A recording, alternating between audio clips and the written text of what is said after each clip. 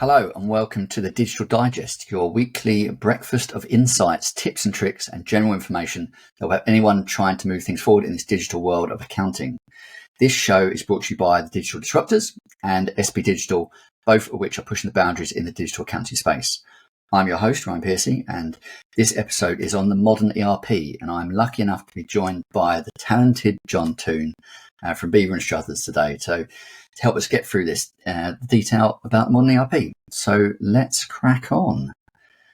So I guess firstly, what is a ERP? John, can you elaborate on that? Hi Ryan. So an ERP stands for Enterprise Resource Planning tool, and I guess for a lot of businesses that's basically something that's a little bit more than just a finance package. So it's usually bringing in other business systems, say HR, operations, those kind of things, all brought into one place. So it's generally under one umbrella, but it doesn't have to necessarily be under one umbrella.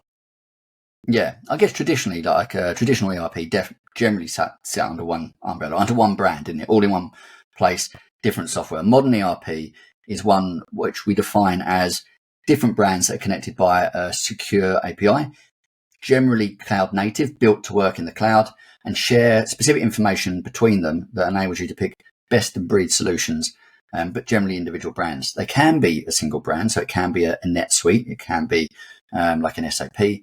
But I guess what I think of from a modern ERP is the likes of a Xero, a QuickBooks Online, where you're building out in that kind of app stack, that plethora of different brands that connect in that focus on a specific solution, a specific function. And there's many benefits to this. So I guess if you're working in the cloud space, you've got the ability to work flexibly. You can work from anywhere remotely. You've got efficiency by, I guess, working with automation that best in breed can bring you. And then from bringing information from multiple different areas, you can enhance your insights or information knowledge by bringing data from different points. That was what was great in a traditional ERP. Everything's in one place. You've got a reporting tool that sits in one solution and brings everything together. A bit more challenging in a modern ERP to bring it together, but you're still utilizing that from an API perspective.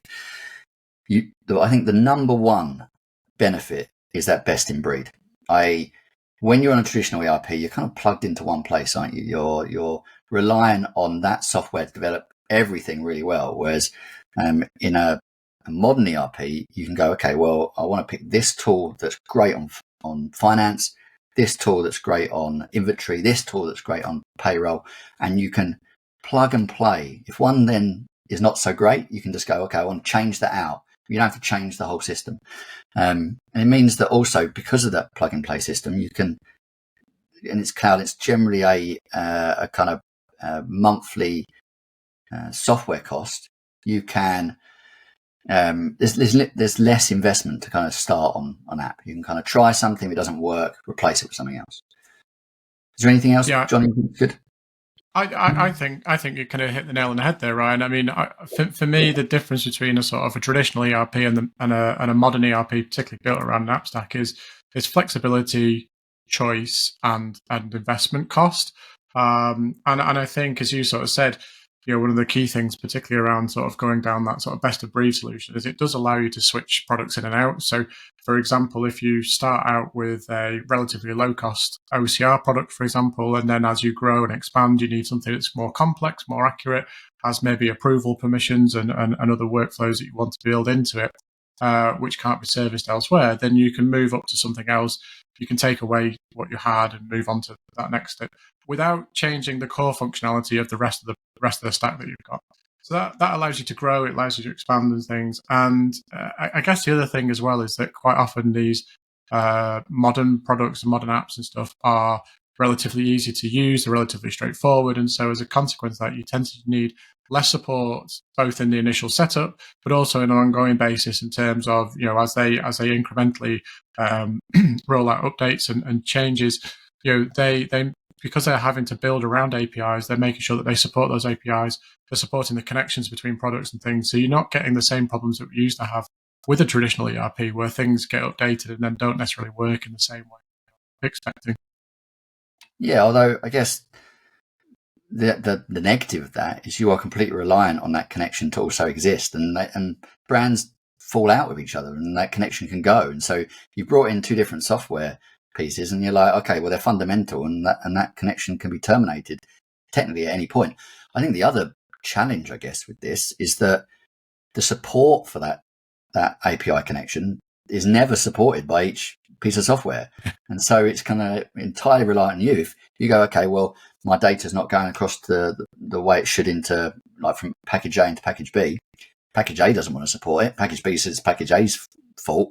And you're kind of stuck between two worlds. So I think finding like a consultant or an expert in the area that can help in that, and the various connections between different systems is critical. And so, although there's massive benefits from a modern ERP, there's also some challenges.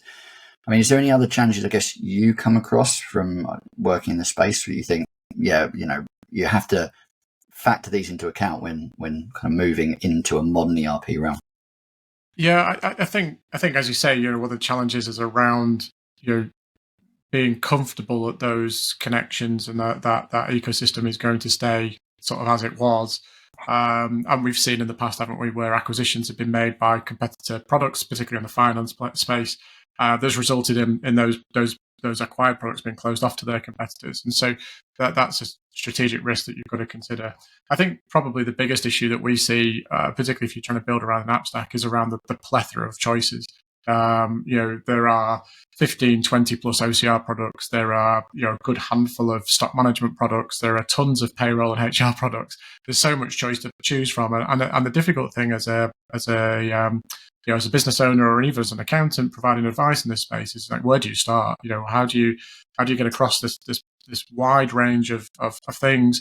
Lots of different niches, lots of different levels of technicality, both in terms of the quality of the integrations, the type of integrations, and also the feature sets of these products. So I think that's probably the area of opportunity, but also of challenge that I see the most. Definitely. And I guess, we're talking very theoretically at the moment, aren't we, about what a modern ERP looks like. We've described it, but let's see if we can take a look at what one does look like, and maybe talk through some of the points, some of the aspects of what a modern ERP could be. We've touched on that you can have like a NetSuite where everything's in one, or a SAP. There's other products out there. There's a large system that can have everything under one brand. But let's talk a little bit about the smaller scale, the small, medium-sized businesses that may have a finance system at a core, such as Xero, QuickBooks Online. We've got an example that I guess we have done at SB Digital. Not exactly for a client. I've tweaked it so it's not exact client recommendation we've made, but it's very similar to what we do for clients. And we've summarized it via a visualization here. So you've got Xero as the core finance ledger, where all the information will generally flow in and out of.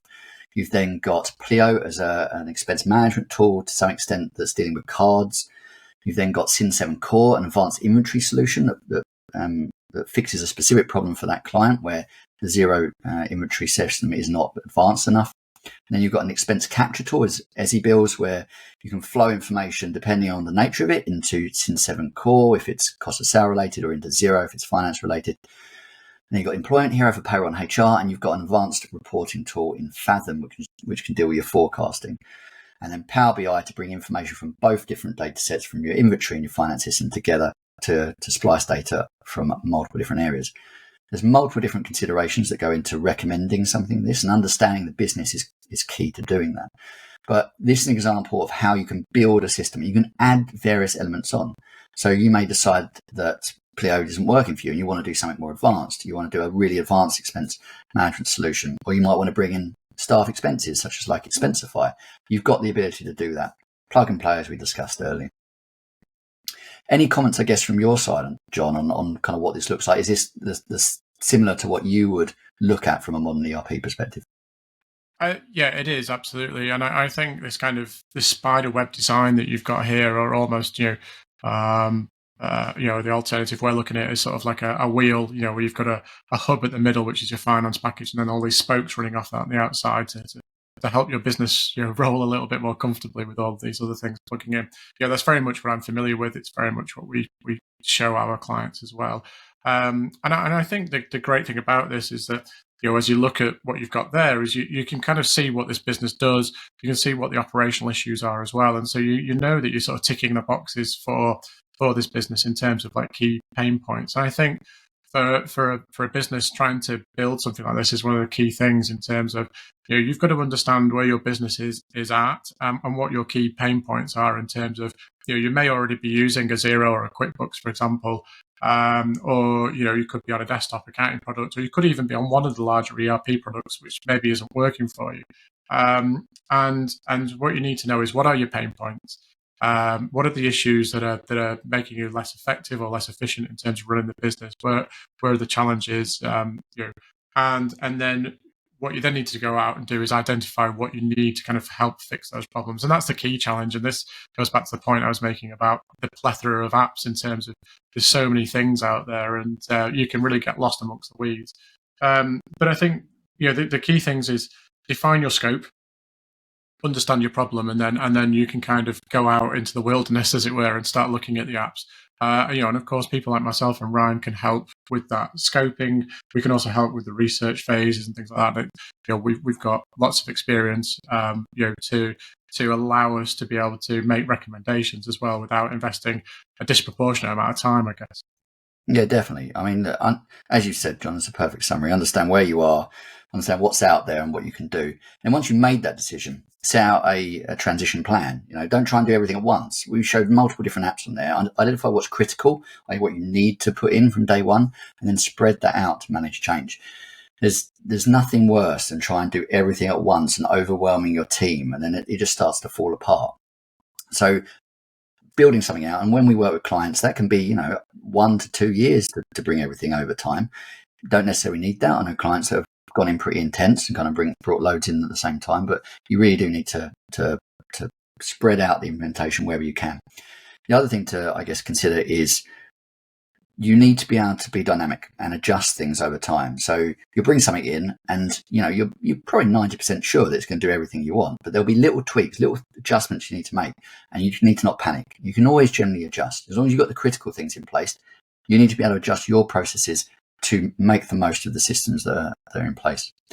Now, we're going to go into a lot more detail, but individual elements of this. So, understanding your business, potentially then researching what's out there, setting out an implementation plan, and with that, then who to partner with or who to work with, who to get insights from. So don't feel that we're just kind of showing you what a modern ERP is and then going, it's all up to you. We'll set out in more detail what this could look like. But I think realistically, we've given an overview. I think this is a great place to wrap up this week's show. So hopefully this episode has provided you with valuable insights that you can take forward. Please do check out the show notes that I will provide on social media for links to the digital disruptors, SB Digital, and anyone that we've referenced in this show. If you want to ensure you catch future episodes, please subscribe to our YouTube channel and make sure you look out for the release on a Thursday morning, which will be coming out weekly. We look forward to speaking to you next week.